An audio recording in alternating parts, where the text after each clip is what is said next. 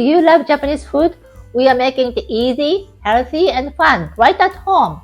I'm Yoshiko from Tokyo Flavors, New York Style, and with my partner Ian, Konnichiwa. we are bringing you bold Japanese flavors with a New York twist. Let's cook! So Yoshiko, I love Japanese curry rice. It's totally different from Indian or Thai curry. It's milder, a little sweet, and so comforting. And I always see so many different colorful packets of Japanese curry cubes in the stores. Yes, we can even buy them online. There are so many Japanese brands with different level of the spiciness. Mild, medium, hot, extra hot. I often mix medium hot and hot packages to make my own favorite level of spiciness. Sometimes I also like to use additional curry powder to adjust the level of spiciness and flavor too. Yes, this is a recipe that welcomes us to be adventurous with mix and match. I like that. But the curry package always comes with cooking instructions, right? Yes, but honestly, they are very basic. I will show you my way today. It's much tastier and more flavorful. Remember your friend who recently tried my curry rice?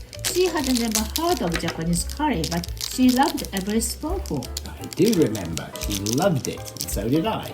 All right, let's begin. So first, we finely chop 1 clove of garlic and a small piece of ginger. As usual, no need to peel the ginger. The best aroma hides right under the skin. And then we chop 1 large onion and 1 celery stalk. If you don't have celery, it's fine to skip this step, but I like adding it. It gives the curry more depth. Like adding a baseline to a song. Good. So next we peel and cut the carrots and the potatoes. I like using Yukon Gold, the yellow potatoes. They add a buttery taste. If you want a twist, mushrooms are also a great addition for extra texture and flavor. Okay, and we leave the potatoes covered in water until they're ready to use, so they don't go brown, right? And now the protein. So today you're using chicken thigh, but you can also use beef, pork, chicken breast, or even turkey. And we sprinkle 3/4 teaspoon each of salt and black pepper and 1/2 teaspoon of curry powder if you wish to add it. And we rub all that in. It's like giving it a relaxing massage. Oh, I wish someone would give me a massage like this one day. Me too. I will give you a massage later after you wash all the pots and dishes. Oh, heavens, okay. Now we have 2 things to look forward to. Your Japanese curry and a nice massage. Wow. So it's cooking time.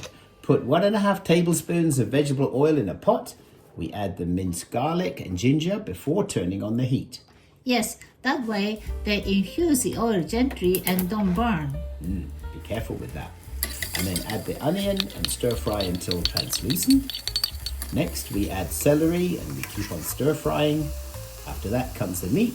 Stir fry that until the surface changes color. And now we add the carrots and potatoes. And keep the whole thing moving. Stir frying is your arm workout for the day. Yes, when everything is coated in oil, add just enough water to cover the ingredients. And add 1/2 teaspoon of bouillon paste and 1 bay leaf. Once this all starts boiling, skim off any floating foam and add 3/4 cup of diced tomatoes, stirring everything together. Meanwhile, I grate half an apple, remove the seeds and stem, and add to the pot. It gives the curry gentle sweetness and depth. Then we add 1 tablespoon of ketchup, 1/2 teaspoon each of soy sauce and sugar, and 1/4 teaspoon each of salt and freshly ground black pepper. Mix everything well, cover with a lid, and simmer on medium-low for about 20 minutes. Then we turn off the heat and we add 1/2 package of the curry cubes and stir thoroughly. I added 1/2 pack of medium-hot curry cubes first. Then, after 2 minutes, I checked the thickness. It looks a bit like a soup. So I added another 1/4 pack of hot cubes and cooked for 3 more minutes. You can adjust the thickness by adding water or adding more cubes. I see now. It has a proper consistency as a curry. The curry cubes are totally melted and it's just got the right thickness. So we're ready. Wow, it smells so good and appetizing. Put white rice in the bowl or large dish and add the curry as much as you want. Looks and smells like a heartwarming feast. I love curry. Let's eat. My tummy can't wait any longer. Itadakimasu. Love Japanese food? Let's make it easy at home. Hit subscribe, turn on notifications, and check out our website for more tips and recipes. If you enjoyed this video, give us a thumbs up and share it with your friends. Got questions or requests? Drop a comment. We love to hear from you. Stay hungry, stay curious. Happy cooking!